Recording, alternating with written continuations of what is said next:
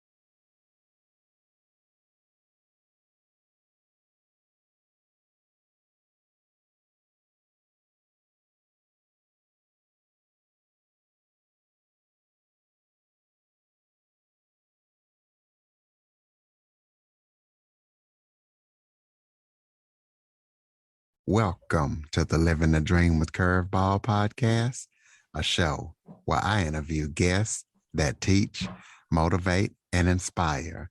And if you are the type of listener that loves food, especially barbecue, you're going to love this episode because today I'm joined by Shawn Walchef.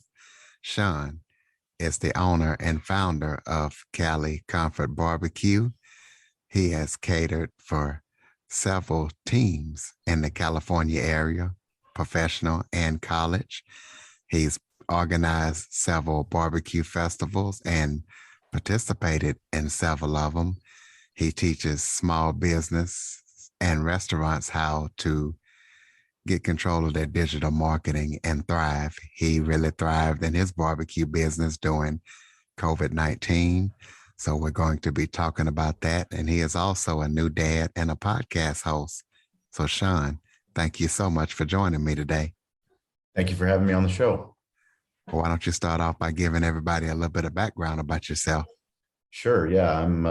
You wouldn't expect somebody from San Diego to be talking about barbecue, or certainly wouldn't expect somebody to talk about a barbecue media company, but that's what I'm going to talk about.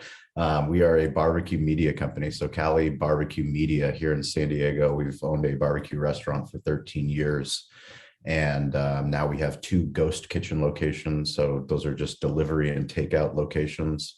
But we built this restaurant starting in 2008 at the height of the economic recession in a part of San Diego that they tell you when you open up a business: location, location, location. And the location that we picked was one of the most challenging locations. There's no other restaurants in the area, but we saw an opportunity. We were young and naive, and we failed every way possible. Me and my business partner, one of my best friends from college. And through that failure, what we learned was how to use digital marketing, how to use online marketing, how to use social media. The first iPhone came out in 2007. So as we were starting our business, they were talking about all the traditional ways that you need to market your business to get people to care about what you're doing. And we tried those. Some of them worked, some of them didn't. But what really started to work was once we started to tell our own story and start to use Facebook and start to use Instagram and start to own our website and start to create content on all these different platforms, respond to Yelp reviews, take control of our Google page, and really become a digital first restaurant. And we did that well before the pandemic. Once the pandemic hit, a lot of people talk about pivoting. We didn't have to pivot. We just went all in. So we just did what we already believed in. And, now we are launching our second podcast. So it's called Restaurant Influencers. We've partnered with Entrepreneur Magazine and Yelp. That is a weekly video series that highlights all of the best and the brightest in the restaurant and hospitality space, people that are winning on Instagram, winning on TikTok, winning on LinkedIn, people that are creating online communities. So people that are thinking outside of, the 4 walls of their small business, but really building these e-commerce companies.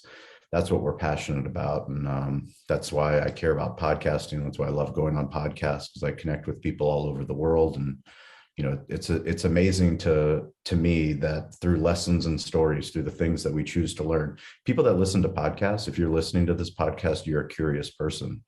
My grandfather taught me how to be curious. He was born to be a farm boy in Bulgaria in 1919. And, he was destined to be a farmer, but because of his curiosity, he learned how to read and read every book in the village. And that led him to become a medical doctor and, give me this life of privilege. And now for me, anybody that has internet access, anyone that can listen to a podcast can learn from lessons and stories of other people, other small business owners, and people that are doing interesting stuff. And that's why I like to do this podcast, to get lessons and stories out like yours. So give us some tips. Tell us about digital media marketing, your thesis, and what it is for those who might not know, and how can people win? Because, it's a lot of people out there. Yeah. I think the thing for me is I really try to talk about simplification. So much of digital marketing and social media marketing, people get overwhelmed. And I like to get back to the basics. And the basics are what we call smartphone storytelling. So you don't need an expensive video production team. You don't need graphic designers. Literally, you need what you already have in your hands, and that's a smartphone. Doesn't have to be an iPhone. It can be an Android phone, but that smartphone, that camera app will help you with your social media. So it does not matter what job you do. If you are an entrepreneur, if you're a business owner, especially, no one's going to tell your story. We all want somebody to tell our story. We want someone to promote our podcast. If we're a podcaster, if we're a restaurant owner, I want the local food writer to come and write a review about our restaurant, have all these people come in. Ultimately, we spent so much time waiting for people to come. We wanted to be on the local news. We wanted the local radio station to talk about us. It never happened. But once we started telling our own story and started using that smartphone in our pocket and started using audio, video, written word, and images, that's all the internet is. These are just stories. So you're listening through audio. You could use video to tell this story. You can transcribe this words that we're talking about into an article, and you can take a picture of this conversation and then put that on a picture platform. So literally, it doesn't matter what you're doing, but what matters is publishing those stories on the internet. And if you have a story, and every person does, the more that you learn how to use the internet to tell your story about the job that you do, because it doesn't matter what job you do. Every single business needs social media. Every business needs to increase sales. If you work for a nonprofit organization, you need to raise more money. How do you do that? You use the internet to spread your message, share your story, get people to be compelled to donate more money, find an investor, get more customers for your business. Tell us about Sunrise Gratitude and what that means to you and how it changed your life. Yeah, I never met my father. I was raised by my Bulgarian grandfather, who I talked about before. Very privileged, lucky that I was raised in San Diego in a place called La Jolla, a very affluent place. But I remember, being a kid, and if I woke up in the middle of the night, early in the morning, 5 a.m, I would go, to the kitchen, get some juice or something, and I'd see my grandfather with his light on in his office. And I would go in and I go, "Grandpa, what are you doing?" He was always reading. And I asked him, "Why were you reading? What are you doing? What are you doing? Why aren't you sleeping?" He goes, "This is my favorite time of the day because no one's interrupting me. This is the time where I can take care of my brain and I can get ahead." And, I'm a huge fan of Kobe Bryant, and the world lost an incredible athlete, an incredible dad, an incredible person, an inspirational human, former Laker, Hall of Fame basketball player. But, he talks about Mamba mentality, and that Mamba mentality is doing the things that no one else is willing to do. If you truly want to be great at whatever you're doing, you need to dedicate yourself to the craft, and whatever that craft is. So we're a podcasters, so we want to be the best at podcasting. I need to learn from people that I respect, not just in the hospitality space, in the restaurant space, but people that are in media, people that are in sports entertainment, people that I admire that have built big platforms and have engaging communities and do a great job giving back. I want to study them, find out what they're doing, ask for help. And for me, waking up early, waking up by 4 a.m. is a practice that I started doing to take care of my mind, body, and spirit. So it's that Mamba mentality. Every single day I'm up at 4 a.m. I spend time reading. Then I spend time exercising. Either I'll be exercising on a Peloton, or I'll be going outside before the sun rises and do a walk. So a 45-minute walk. But that's the time that I get to spend to myself. If I don't take care of myself, then I can't be a better husband. I can't be a better father. I can't be a better leader. So that's my Sunrise Gratitude practice. And I've been doing it. Coming up on January 16th will be 2 years. I guess my Sunrise Gratitude practice is getting up Monday through Friday at 4 o'clock and doing editing and doing the things that I need to do to get the shows out there, get them ready. See, there you go. Let's talk about how important it is to participate in the community events and give back. How has that been vital to your business, and how important is that? Yeah, I think one of the most important things about business and about life is not to just take, but to give. And the more that you give, the more that you get.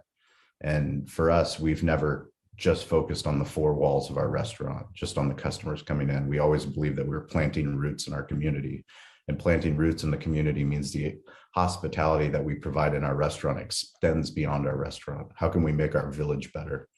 And we make our village better by participating, by getting involved. So when people ask for help, it's how can we help? What can we do? It's one thing to donate a gift card. It's one thing to donate money. It's another thing to actually show up. Once you show up, you listen.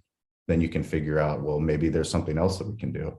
And the more that we started showing up and not only providing barbecue, but providing hospitality, and now we're providing media, we're teaching people how to promote their event. We're teaching people how to document their event.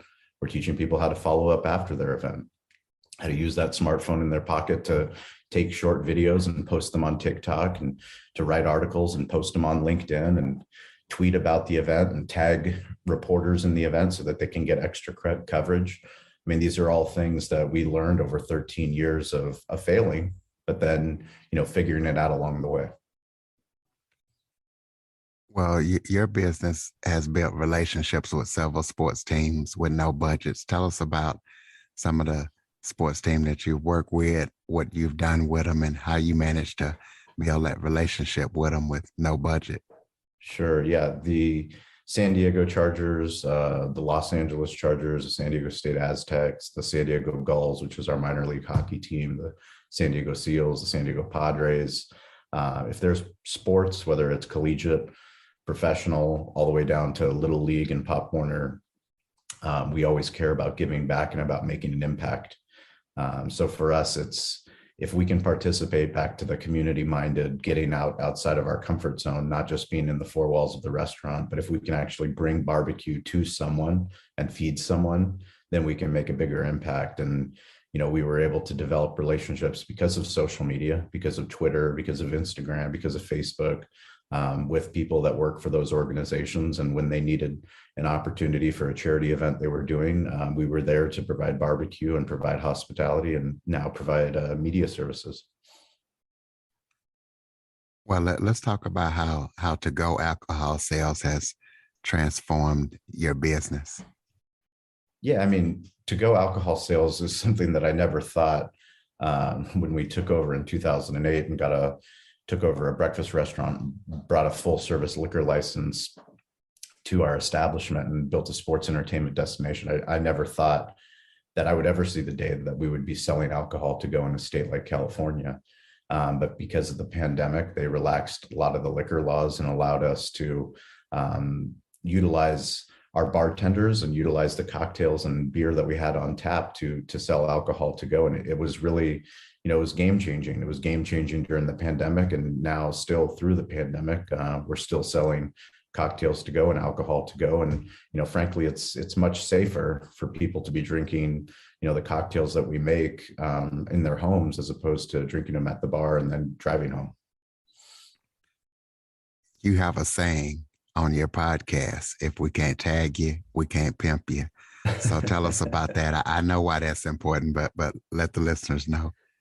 Yeah. So, I mean, it goes back to our philosophy about branding, personal branding and business branding on the internet. And that's, so many people think about social media, and you have an opinion of what Facebook is, or you have an opinion, that Facebook, this is a place where, my cousin is, or my family is, and they, all the political comments, or TikTok's an app where only teenagers are dancing. It's all of these subjective opinions about the platform. And ultimately on those platforms, there are people there that are searching for products and services, information and entertainment. And especially in business, if you own a restaurant or any business, and somebody comes into your establishment and they write a review, come and have a meal, have a barbecue meal at our restaurant, and then they go to tag us on Instagram, and we don't have an Instagram handle. We haven't claimed an Instagram handle. We're losing the opportunity to meet more customers. That's a problem. So, I can't tell you how many events where we would go to a Taste of San Diego, and we'd be out there with 30 other restaurants, and we would be, as part of promoters, we would go and tag all the people that were in the event. Multiple people didn't have a Twitter handle, didn't have a LinkedIn handle. Most of them had a Facebook handle, but didn't have an active Facebook page. Some of them shared, some of them reshared, but it's really a small minority of people that understand this digital game is just as important. I tell restaurant owners, I speak all the time to different restaurant owners and small business owners about thinking about social media and digital media the same way they think about rooms in the restaurant. Like you wouldn't leave a room unattended. You wouldn't have, the bar not paint the walls. You wouldn't not have music in the dining room of your restaurant, or not finish it, or have broken table. So why do you do that online? Why do you have a Yelp page that you haven't claimed? Why do you have a Google page that doesn't have updated information? If somebody's searching for your product or service, they need to be able to find it, and the information needs to be accurate and up to date. Well, let's talk about some of the festivals that you've organized and been in. Kind of tell us about those, and tell us what that was like. Sure. So we organized the Spring Valley Tailgate and Barbecue Festival. That was actually the reason why we became a barbecue brand. We were a breakfast restaurant and trying to raise money for local youth sports. And we had a Pop Warner team, a bunch of coaches get together, and we were all sitting around the table saying, let's put together an annual event so we can get more businesses to participate. And through this annual event, we'll raise money to help kids that can't afford to participate in sports. And we threw around some ideas, and the best idea was to put on an amateur barbecue contest. Well, nobody knew how to do that. No one knew, the steps to take. So I, did what anyone does and went to Google, typed in, how do you put on an amateur barbecue contest? And the Kansas City Barbecue Society, which is the NFL, the sanctioning body for professional barbecue events, they got back to me and gave me the names of 3 people. One of those people actually responded to me and came out to my restaurant, met with me. His name's Gene Goycochea. He became our barbecue pit master and basically our mentor. He helped me put on that first event, successful amateur barbecue contest right in front of our restaurant, shut down the entire road, got permits from the county, from the sheriff's department, the fire department, got the Chamber of Commerce involved, a huge production, put on this charity event. And we've done it for 10 years. So 10 years in front of our restaurant, thousands of people on the street, 25 amateur barbecue teams competing, live music. But it's really made an impact on all of San Diego and all of the West Coast, because it's given us a place to celebrate barbecue, not just our restaurant, but all the local barbecue restaurants in San Diego. Well, tell us about your podcast and what it's all about and how we can listen. Sure. So yeah, Restaurant Influencers, I mentioned before, that's our newest podcast that you can find on all the podcast platforms. That is presented by Entrepreneur Magazine and Yelp. Toast, our primary point of sale partner, they're sponsoring the podcast, and we're interviewing people all over the globe. People that are winning on TikTok, people that are winning on Instagram, people that own restaurants that are crushing it on Yelp, people that have built a successful email marketing campaign. Basically, the people that are thinking outside of their restaurant, thinking that they can become a media company, because that's what we teach people how to do. So we want to learn from the best of the best, and there's people all over the world that are dominating on all different types of platforms. So that's what Restaurant Influencers is. Digital Hospitality is a more broad podcast. That one we've been doing for 5 years now. That one is focused on sports entertainment, on self-improvement, on being a dad, being a better husband, being a better leader, talking about digital marketing as well as digital media. So Digital Hospitality and Restaurant Influencers, those are the 2 podcasts that we put on. Speaking of being a dad, you say in your bio that you located your dad at age 36. And what was that like? And if you don't mind talking about it, what's your relationship like ever since you've located him? Sure. Yeah. Like I said, I never met my father. I only seen 2 pictures of him growing up. My mom always told me, the fairy tale of this is why he wasn't in my life. They lost contact. She moved back from Colorado to San Diego so that my grandfather could help raise me. And, a couple of years of writing letters back and forth, and they just lost contact. And for me, I never held it as a burden. I never was upset about it. I was like I said, I lived a privileged life. My grandfather was my father. It wasn't something that I was ever concerned about, even though when I went to school, I was always the odd kid that didn't have a dad that was getting raised by his grandparents. But for me, it was cool. I was fine with it. It wasn't until I had a son, my son, Colleen, and he was about 4 months old, and I was reading to him where I just looked into his eyes and I said, I don't understand. I just don't understand how you can bring someone into this world and not want to be there for them. How can how can a father do that? And I thought, at some point, Colleen's going to ask me who my father is, who his grandfather is. So I went down this path of asking my mother questions that I had never asked her, deposing her like as if I was an attorney or a journalist, asking her all kinds of difficult questions, so that I could get facts that would hopefully lead me to find him. And I found an email address, sent an email address to him, and got a response from his wife, who obviously didn't know I existed. Said, great to hear that you're doing good and that you have a son, but we don't want to have any contact with you. We're very private people. And that was the end of that. So, for me, there was no resolution, but the fact that I actually did, pursue it so that I know that he knows I exist. I did my best to reach out, and it is what it is. So, there's no fairy book ending, but ultimately I know that I can be a better dad to my son. Absolutely. Well, let's talk about any current or upcoming projects that you're working on and let us know what those are. Sure. Yeah. I mean, so we're building the Amazon Prime of barbecue in San Diego.